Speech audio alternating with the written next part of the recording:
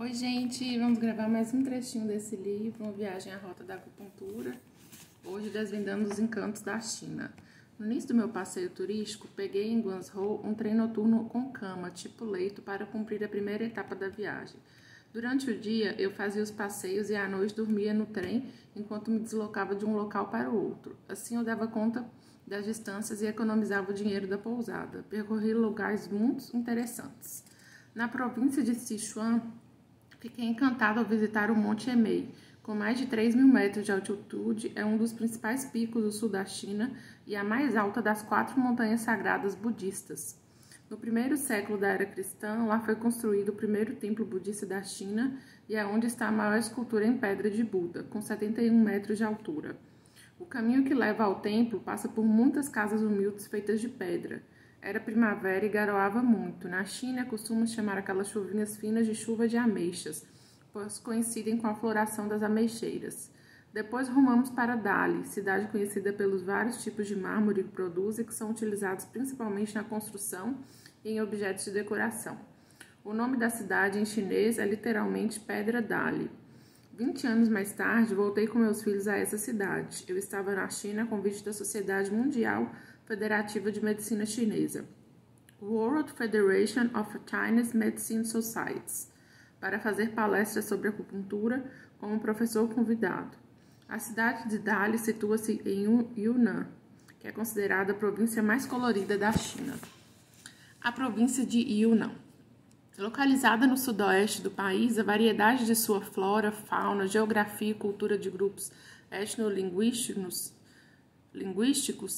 com mais de 50 povos de diferentes etnias, torna a região atrativa para os viajantes. Os costumes em alguns lugares eram completamente diferentes das outras localidades da China.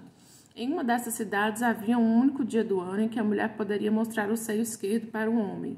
Se alguém se interessasse e se ela gostasse do pretendente, então aceitava-o como paquera. Já em outro povoado, costumava-se emprestar a noiva ao melhor amigo no dia do casamento. Em outro, o pai construía uma cabana para a filha se encontrar com o namorado antes do casamento. Ou seja, de muitas maneiras, mesmo para os chineses, aqueles costumes eram chocantes. Na cidade antiga de Linjiang, visitei o Morro do Leão, onde está situado o pavilhão Wangu. O monumento é sustentado por 16 colunas, cada uma delas com 22 metros de altura, uma obra-prima da arquitetura da dinastia Qing. O interior do recinto abriga 10.000 esculturas de dragão. 10.000 é um número mágico para os chineses e é comum dizer-se a um rei que ele tenha 10.000 anos de vida, ou seja, muita bonança. Li Bai, o poeta imortal. Depois abandonei o transporte de trem e segui viagem navegando pelo rio Li. Tive a oportunidade de conhecer também o rio comprido que se junta ao Li, por onde eu naveguei, antes de desembocar no mar da China Oriental. O Rio Comprido marca a história da civilização chinesa. Foi na região compreendida entre esse rio e o Amarelo que se iniciaram os primeiros aglomerados humanos do território e a maioria das famílias tradicionais chinesas. Os dois cursos de água correm paralelamente, mais distantes um do outro rumo ao Oriente, e desaguam no Oceano Pacífico. Ao final desse livro, conto fatos sobre a minha vida que, por sinal, veio dessa região. Por ora, voltemos à nossa viagem. A melhor época para fazer o passeio é durante a cheia do rio, quando a paisagem é mais verde e pode-se ver os pescadores em pé, com seus barquinhos de 2 troncos de bambu amarrados, equilibrados como numa prancha. O guia explicou o nome de cada uma das montanhas que se vêem ao longo das margens e cada uma delas carrega a sua lenda. Visitei também a casa onde morou o poeta Li Bai, um dos escritores mais famosos da China. Ele viveu durante a dinastia Tang, considerado o período de ouro de poesia clássica chinesa. De acordo com a crença taoísta, alguns imortais são obrigados a viver na Terra para vivenciar e superar as dificuldades de uma vida mortal. E esses seres mágicos, quando em contato com os humanos, são capazes de feitos extraordinários. Reza a lenda que Li Bai era uma dessas criaturas. Por isso, na China, ele é conhecido também como o poeta imortal. Agora vamos para outra parte. Os amigos de Yuhan e meu primeiro desafio. De volta para as minhas obrigações, desembarquei de um trem em Yuhan, capital da província de Hubei, na região central da China, para visitar uma professora, colega de uma conhecida do meu pai, que poderia me dar orientação para o estágio. Da estação, fui de táxi até a porta da casa dela, com as minhas malas e uma valisa embaixo do braço, onde estavam guardados a carta de apresentação e o documento que recebi do funcionário da faculdade de Guns Hole. Logo notei que minha figura provocava uma sensação estranha nas pessoas. Olhavam-me desconfiado, pois estavam evidenciando que eu não era dali. Naquela altura, eu ainda vestia as camisas de cowboys compradas em São Francisco e todo mundo evitava qualquer tipo de contato comigo. Apenas uma criança de seus 12 anos teve a bondade de me dar alguma informação sobre o caminho para a casa da professora. Já era fim de tarde quando toquei a campainha da casa da professora. Dei sorte, porque ela estava em casa. Ela morava nas residências para professores, localizadas ao lado da faculdade. Ela abriu a porta, olhou para mim e para as minhas malas e começou a chorar. Fiquei chocado. O que eu tinha feito de errado foi tudo muito esquisito e constrangedor. Ela me pediu que eu fosse embora e retornasse no dia seguinte no mesmo horário.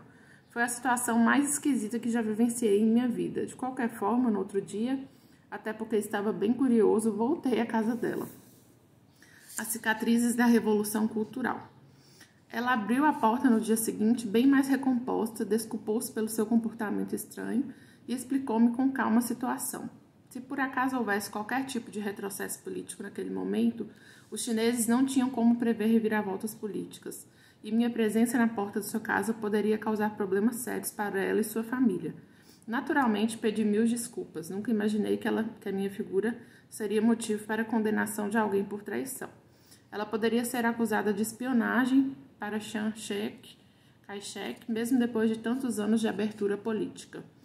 Taiwan foi devolvida ao domínio chinês após a derrota do Japão na Segunda Guerra Mundial. Enquanto esteve sob controle dos japoneses, foi um lugar de exílio para muitos nacionalistas seguidores de Chiang Kai-shek. Ou seja, por eu ser de Taiwan, abrigar-me em sua casa poderia significar dar teto a um dissidente de Mao Tse-tung. A punição para isso era pena de morte ou trabalho forçado. Não tardou e o marido e a filha da professora chegaram à casa. Ele também era professor da faculdade e a filha estudava medicina. No mais absoluto silêncio, os dois leram a carta que eu havia levado e, como se fosse possível, o ambiente ficou ainda mais constrangedor. Então decidi ir embora e eles não impediram minha partida, o que era estranho também. No costume chinês, os anfitriões oferecem um leite e uma refeição para qualquer visita, mas eu não era bem um chinês. Pelo menos não para os chineses.